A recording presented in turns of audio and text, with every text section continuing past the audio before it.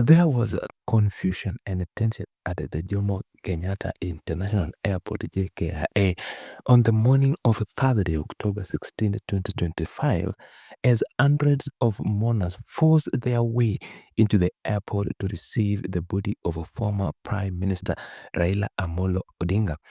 The situation, which began as calm and emotional gathering, quickly turned chaotic when a large crowd overwhelmed security personnel stationed at the VIP and the main gates. The late Raila's body arrived aboard a Kenya Airways aircraft at around 9:30 a.m. from India, where he had died while undergoing treatment.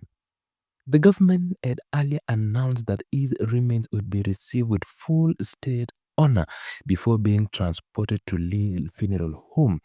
A large security team made up of police officers, military personnel, and members of the National Youth Service (NYS) had been deployed to ensure order at the airport ahead of the arrival. However, as soon as the plane touched down, mourners who had gathered outside the VIP section broke through the barriers and pushed their way towards the runway.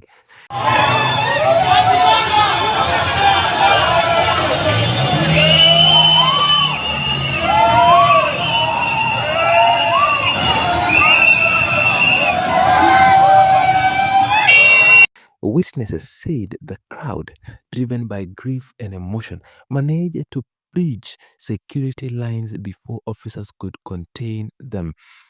The sudden surge forced military personnel and police to form a tight human shield around the aircraft to prevent mourners from reaching it. President William Ruto led a group of senior government officials and political leaders in receiving Raila's body.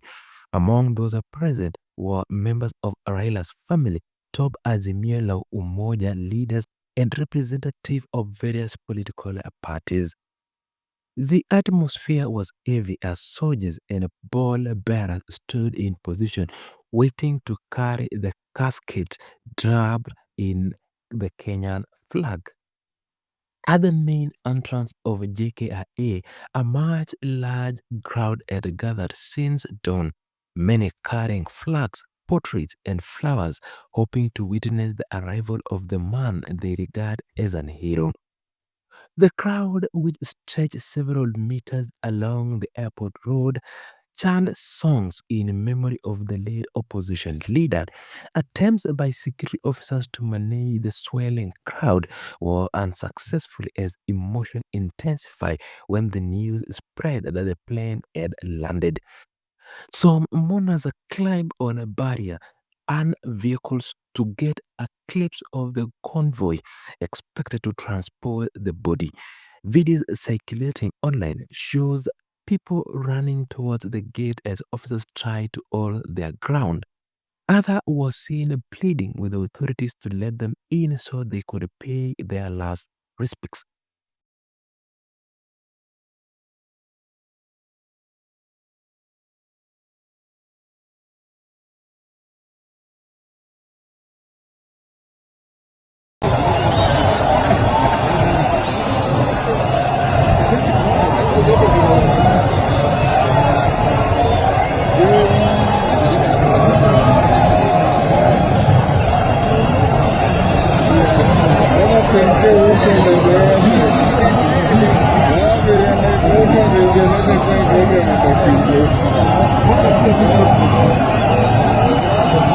Despite repeated warnings from airport officials, the pressure from the public grew stronger, leading to brief scuffle near the entrance. Inside the airport, a protocol team from the Kenya Defense Force and the State Department of Interior worked quickly to coordinate the movement of dignitaries and ensure the reception ceremony went as planned. The military honor guard stood at attention as Raila's casket was lowered from the plane. The body was later moved into a waiting hearse and heavy escort with the national flag flying half-mast in the background. For many, the moment marked the reality of Raila's Odinga passing, which had sent a shockwave across the country 2 days earlier. His death in India after suffering a cardiac arrest united Kenyans in grief, with vigils and memorials taking place in various parts of the country.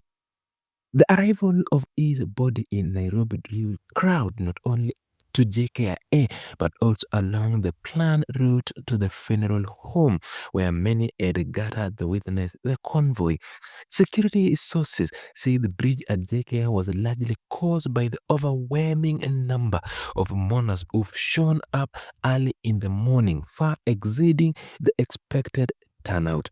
Officers had been instructed to maintain calm and avoid confrontation with the crowd, but the situation escalated quickly when group began to push through the barriers. The incident caused temporary disruption at the airport, with operation previously delayed as authorities try to restore order.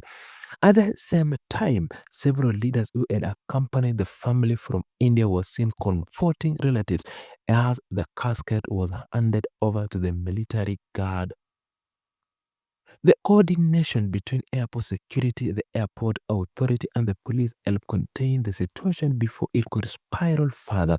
No serious injuries were reported, although several people were seen receiving first aid. As the convoy carrying Raila's remains left the airport, hundreds lined up along Mombasa Road, waving flags and singing in honor.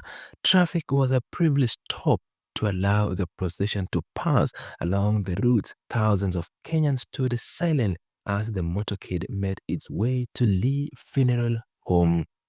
The events at JKIA reflect the deep of emotion surrounding Raila Odinga's death, his long political journey, and the role he played in shaping the Kenya's democracy had earned him deep respect across the country. The sight of mourners breaking through the security barrier to be part of his final homecoming painted a picture of a nation united in a grief, overwhelmed by the loss of one of its most prominent leaders.